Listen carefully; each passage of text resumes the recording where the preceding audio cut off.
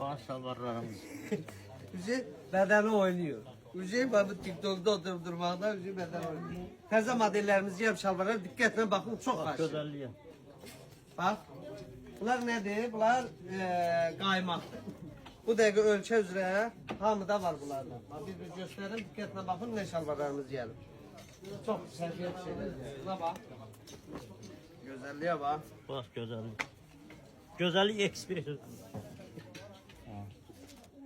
Buralar göster bir. Yiyəndə. Şalvarar alemi Bıcı. güzel.